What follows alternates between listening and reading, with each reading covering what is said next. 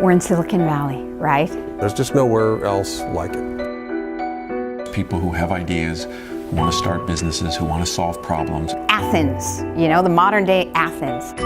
The top of the game in any company, whether it's high tech or anything, has to do with can you think? And back to can you collaborate? Can you communicate? You can have all the bright ideas in the world, but if you don't know how to let other people know and how to share that, then you're not going to get anywhere. How do we think? It's an interesting question. Not only is it important to know something, but knowing what to do with that knowledge is even more critical. What does a child need to know? Interpersonal skills, socialization, teamwork. I want to see the creativity. I want to see the problem solving. I want to see that there's more than just, I've got the degree, I went to the good school. A lot of people prepare their kids for what's hyped, right? In terms of, getting a job and making a certain amount of money. And what really counts is resilience, creativity, adaptability. It's the capacity to learn. It's the capacity to do. Whether it's in science or math or out in the world or art, it's the capacity to be able to do and think. And when they see that they have that capacity to do it, what isn't possible isn't stuck in their heads anymore. And we have to differentiate between building skills and building capacities. Waldorf education builds capacities. The basic developmental needs of kids have not changed for years. They need a caring adult. They need to physiologically take care of their bodies. They need to be mentally healthy. They need sleep, basics. What we're finding is that the focus has been much more on fast-paced, competitive achievement and pushing them in a way that's been really negative. The pace has become so fast. And then we say, okay, at age 4, they should be able to do this. Yes, they could do it if you push them, but what's missing? What are they not doing? I think there is an excessive emphasis on the importance of getting the best grades. I think that success in life is a function of so many other things. People are beginning to really look to say, well, so how do you learn?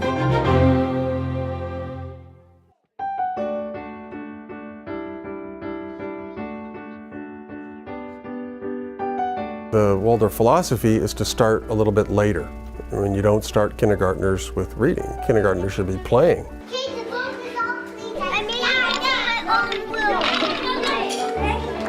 The developmental needs of a young child are particularly met in unstructured, free play, creative play.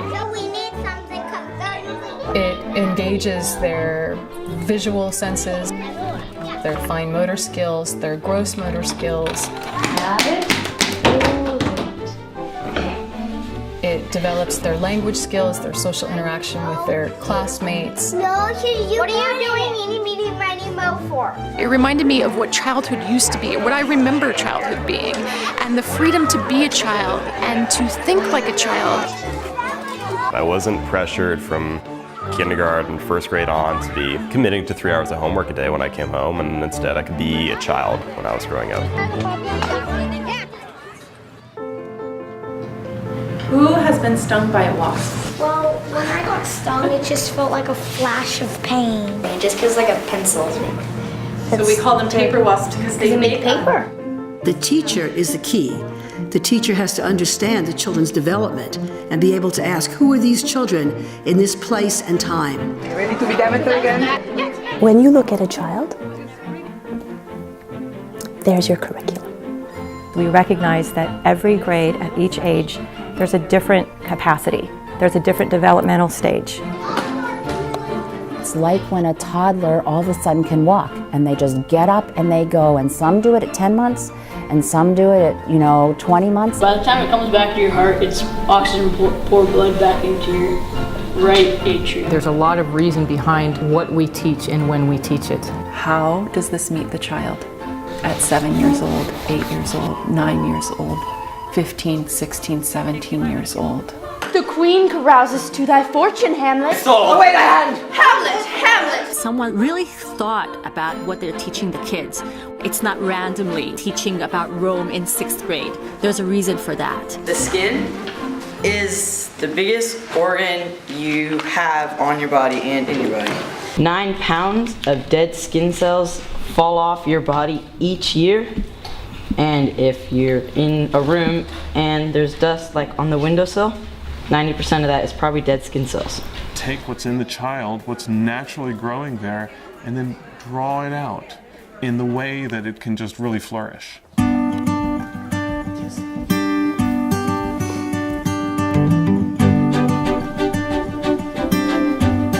I think for me, the most challenging thing, and I think actually one of the most fundamental things about Waldorf education, is to get out of the intellect and into the imagination.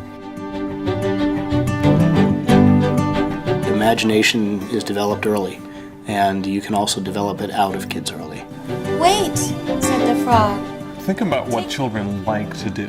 They like to hear stories. They like to draw pictures. They like to sing songs. 9 times 12 is 108. Waldorf, when we bring phenomena to young children, we bring it in a very rich story way. Through the great myths and fairy tales and legends and biographies to science and nature, so that the child begins to feel, what a place the world is. I'm so happy to know all about it. You walk down the hallways and the place is just rocking with movement and clapping and times tables and singing and recorders and skipping and all of these different things to literally tune up the body and say, get ready. 6 divided by 3 is 2, plus 22 is 24, minus 6 is 18, plus 8 is 26, not 16. Ooh, that happens, okay. They do all kinds of exercises that help integrate the brain, both sides, front, back. And crossing these midlines is strengthening that corpus callosum. We think about our minds, our brains, telling our hands what to do, and sometimes that is, of course, the case. But our hands inform our minds, our brains. It's a two-way street.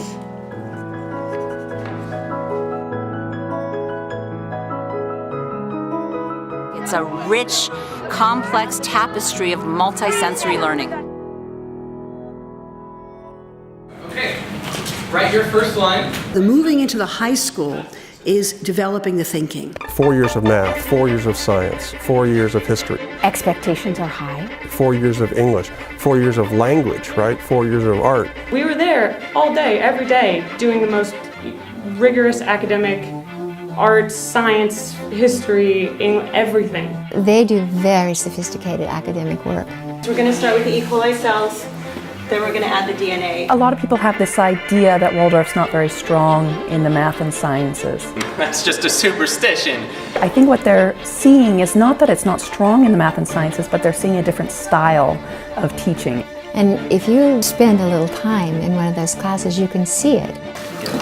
We add the calcium chloride. Now we want to collect the cell colonies and see if you can see cell colonies in your plates. Kind of swirl it a little bit. It doesn't only teach them science. It also teaches them about the world. It teaches them about knowing themselves better. As we're adding this DNA, think about how this is very similar to helping someone with diabetes. People with diabetes need insulin. Cells are now genetically engineered to produce that protein. That's exactly what we're doing here. To know the world is to know the self, and to know the self is to know the world. So that's what we're doing in the biological sciences. But what's so exciting is when I speak with my colleagues in music, in art, they're all doing this as well. In mathematics, we're all working with this concept. So there's a wholeness as well. So the students are really held in this learning process, which is really very powerful. This is 1, 2, 3, 4. Let's do A to B prime. Yeah. And then... No, but you have to connect A to B prime prime. And then you need to make it a third, a B prime prime prime, and connect from there to that one. No, but you still have to connect to the second.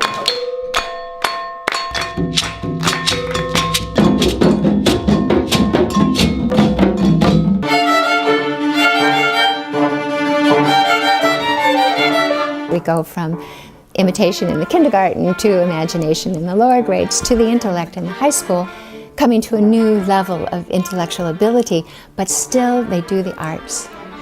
And all the arts are woven into their main lessons in physics and in chemistry. and they do biographies, and they're always considering the really important questions of humankind and the important questions for themselves. Who am I? What am I doing here? How do I fit in this world? What am I supposed to do with the things that I'm given?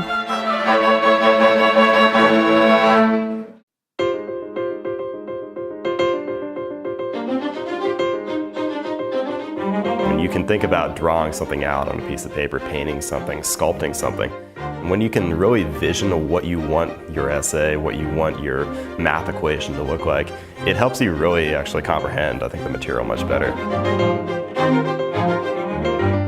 I'm in a meeting and I almost always, if somebody doesn't get what I'm talking about, the first thing I always do is I go for a marker and I walk straight up to the whiteboard and start drawing arrows and this and that and the relationship, and everybody, oh, okay, that makes sense. I apply art, I apply beauty and elegance and simplicity and an appealing way of doing things to everything that I do. 1, 2, 3, water!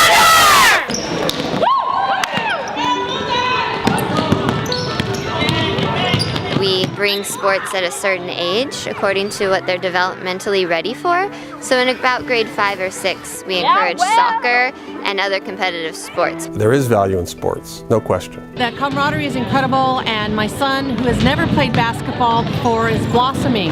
I play sports, I play volleyball, tennis, soccer. Unfortunately not basketball, which people say is weird because I'm tall, but... These kids start out with classes like eurythmy, they unicycle, they do balancing, they do climbing, all types of physical activities that increase their coordination and movement. I was able to go through the high school and do 22 hours a week of competitive gymnastics at the same time. And I, kind of ultimately coming out, was able to walk onto the hockey team at Dartmouth.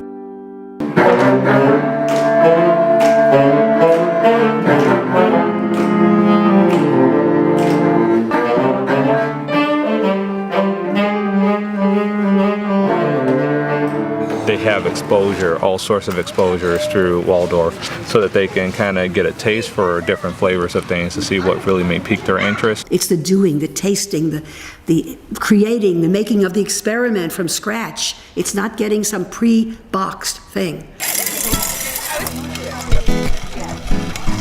Right now they are threshing and winnowing the seeds so that we can replant in the winter and in the spring. It's kind of a practical understanding of a different way of doing things that I think has been lost by mainstream education. That approach to the world, engagement with the world, aliveness in learning is what Waldorf teachers work really, really hard to protect and keep at the center of what we're doing.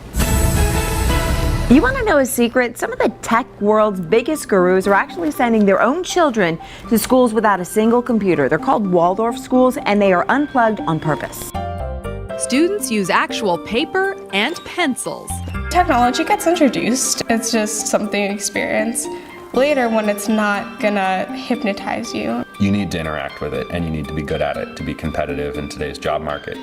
And I think that Waldorf understands that. They're wonderful techniques and tools, and we all use them, and we're grateful for them. We can't imagine not having them anymore. But when they're at school, what should they be doing?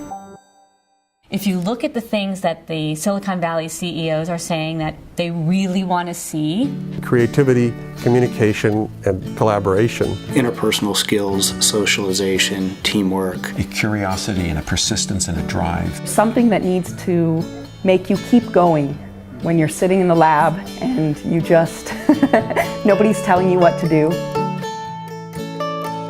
It sounds as if you can tell a kid, if you're only good at that, 30 years from now, you'll have a great job and you'll be sought after. We don't know. The safety net is your own qualities, your own resilience. We can look around the world today and see a lot of 40-year-olds who don't know what they're doing because they were prepared for one thing and the world has changed.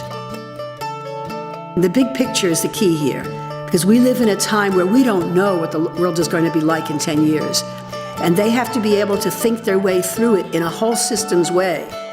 I feel like my kids are having a style of education that teaches them about adaptability, and it teaches them how to learn, and teaches them how to attack a problem and think about it and look at it from all different angles and solve it. And, ultimately at the end of the day, as you kind of move forward in life, those are the things that are going to set you apart.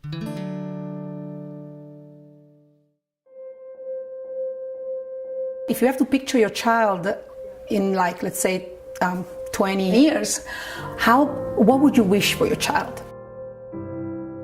For my kids, I want them to be men, but what is it to be a man? I don't have an interest to raise insecure overachievers. Every day, my children come home and I see their eyes excited, I see their smiles, they're happy.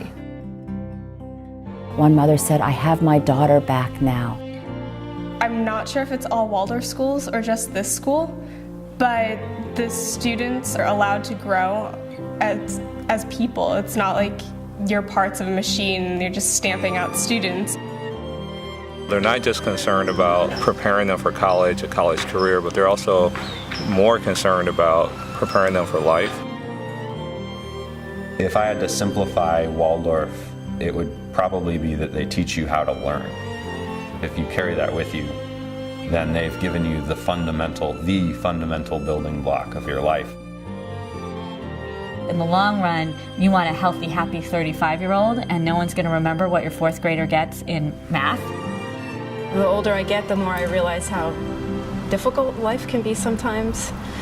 And if you're well adjusted, you're able to deal with the hurdles, and both the good and the bad. Rudolf Steiner said, our task in Waldorf education is to prepare the children for the next stage of their life. That's our job. And so they become a truly actualized adult that can do what they're meant to do in the world.